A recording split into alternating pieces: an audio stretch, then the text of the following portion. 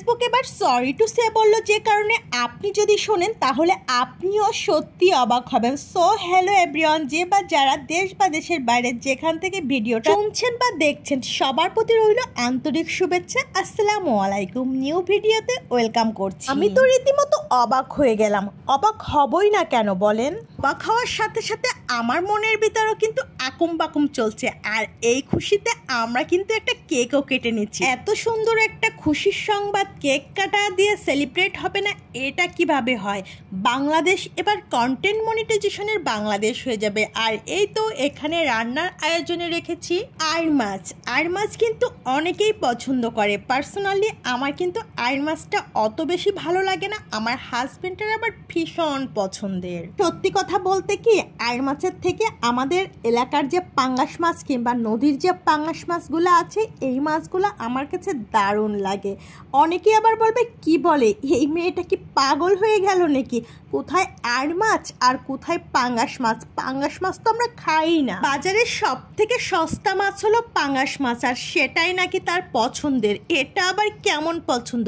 কি বললাম, সেই মাছের পছন্দ অপছন্দ কথা যখন চলে আসলো তখন আরও একটা সত্যি কথা বলে যায়। মাছের রাজা ইলিশ, এটা পছন্দ করে না এরকম লোক খুঁজে পাওয়া যাবে না। কিন্তু ভাই হ্যাঁ, আমি কিন্তু পছন্দ করি না। প্রেগনেন্সির পর থেকে আমি একেবারেই ইলিশ মাছের ঘ্রাণটা নিতে পারি না। প্রেগনেন্সির আগে আমি অনেক পছন্দ করতাম, এখন একেবারেই আমি ইলিশ মাছটা খেতে পারি না। ইলিশ মাছের জায়গায় যদি আমাকে তেলাপিয়া মাছ দেয় আমি কিন্তু বেজায় খুশি। কিন্তু ভাই কথা আছে, শুধু ঝোল ঝোল করে দিলে হবে না, অনেকগুলা পেঁয়াজ দিয়ে একেবারে দো পেঁয়াজু করে দিতে হবে, তাহলেই না লেবু দিয়ে চটকে কি যে মজা লাগে। যাই হোক, অনেক খাবার দাবারের পছন্দ অপছন্দ নিয়ে কথা হলো, এবার আমরা কাজের কথায় আসি। মামা নাকি সরি টু সে বলেছে যারা এই পর্যন্ত কন্টেন্ট মনিটাইজেশন পাননি।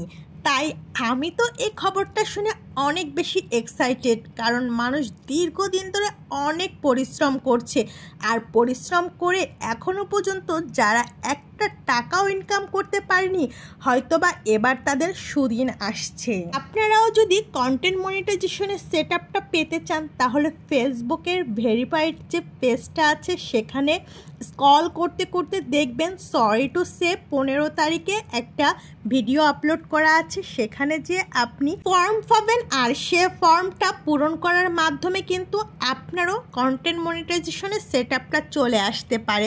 কিন্তু ফেসবুক তার আগে আপনার ফিল আপ করা ফর্মটা ভালোভাবে বাছাই করে দেখবে যে আপনি কি আদৌ কন্টেন্ট মনিটাইজেশন সেট আপ পাওয়ার মতো উপযুক্ত হয়েছেন কিনা। আপনি যদি সেক্ষেত্রে উপযুক্ত হয়ে থাকেন তাহলে কিন্তু নিঃসন্দেহে আপনি কন্টেন্ট মনিটাইজেশনের সেট আপটা পেয়ে যাবেন। তো আর দেরি কেন, আর একটু বিলম্ব না করে আপনিও কিন্তু এই অপরচুনিটিটা অ্যাকসেপ্ট করতে পারেন। আপনিও কিন্তু ফেসবুকের ভেরিফাইড পেজে যে এরকম একটা ফর্ম ফিল আপ করার মাধ্যমে এই সুযোগটা লুফে নিতে পারেন। এই তো আমি ডিম সেদ্ধ করে একটু ভুনা করলাম আর ভাজি করে একটু ঝাল ঝাল করলাম।